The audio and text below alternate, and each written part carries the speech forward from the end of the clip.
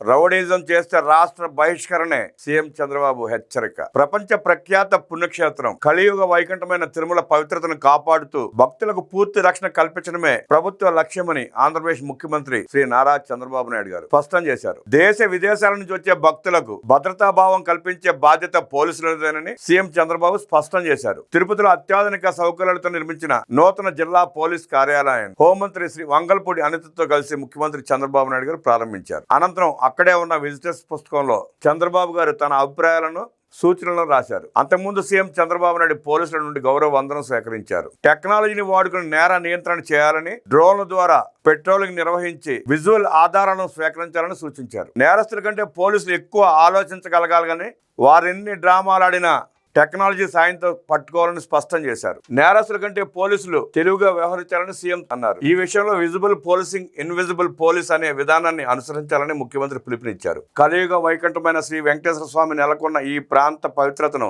కాపాడేలా పోలీసులు చర్యలు చేపట్టాలని సీఎం ఆదేశించారు. వైకుంఠ ఏకాదశి పర్వదినాన్ని పురస్కరించుకుని పోలీసు వ్యవస్థ అత్యంత అప్రమత్తంగా ఉండాలని ఆదేశించారు. భక్తులకు ఎక్కడా చిన్న అసౌకర్యం కలగకుండా, ఎటువంటి అవాంఛనీయ ఘటనలు జరగకుండా జాగ్రత్త వహించాలని సూచించారు. రాష్ట్రంలో శాంతి భద్రతల విషయంలో రాజీ పడే ప్రసక్తే లేదని ముఖ్యమంత్రి స్పష్టం చేశారు. రాజకీయ ముసుగులో ఉండి రౌడీజం చేస్తామంటే కుదరదని, సెటిల్మెంట్లు, బెదిరింపులకు పాల్పడితే కఠినంగా వ్యవహరిస్తామని హెచ్చరించారు. రౌడీజం చేసేవారిని రాష్ట్ర బహిష్కరణ చేస్తామని హెచ్చరించారు. అక్రమాలకు పాల్పడితే సొంత పార్టీ వారైనా సరే జైలుకు పంపిన చరిత్ర తమదని సీఎం వ్యాఖ్యానించారు. గత ప్రభుత్వ హయాంలో శాంతి భద్రతలు పూర్తిగా భ్రష్టు పట్టాయని, తిరుమల పవిత్రతను దెబ్బతీశారని తీవ్రంగా విమర్శించారు. రోడ్లు బ్లాకులు చేయడం, రప్పాలాడించడం ఏమిటో ఎవరికి అర్థం కావడం లేదన్నారు. బంగారుపాళ్యంలో మామిడికాయలు తొక్కించారని, గుంటూరులో ఓ వ్యక్తిని కాన్వాయ్ కింద తొక్కించి పొదల్లో పారేసిపోయారని అన్నారు. ఆ తర్వాత అంబులెన్స్ లో తీసుకెళ్లి చంపేశారని వారి బంధువులతో చెప్పించారని సీఎం వ్యాఖ్యానించారు. ఈ తరహా ఘటనలో సీసీ కెమెరాలు, డ్రోన్ల ద్వారా ఆధారాలు పెట్టుకోవాలన్నారు. రోడ్లు బ్లాకులు చేయడం, కత్తులతో జంతు బలులిచ్చి పోస్టర్లపై రక్తం చల్లి సమాజాన్ని భయభ్రాంతులకు గురి చేసే సంస్కృతిని ఉపేక్షించబోమని హెచ్చరించారు. సోషల్ మీడియాలో వ్యక్తిగత హననానికి పాల్పడుతూ అసభ్య పోస్టులు పెట్టే వారిపై ప్రభుత్వం నిఘా ఉంచిందని సీఎం తెలిపారు.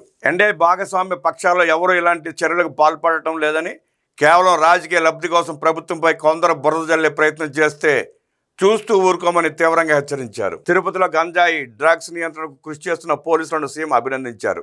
ఎర్రచందనం స్మగ్లింగ్ అరికట్టడంలోనూ, పీడీ యాక్ట్ అమలులోనూ పోలీసులు చూపుతున్న చొరవను ఆయన కొనియాడారు.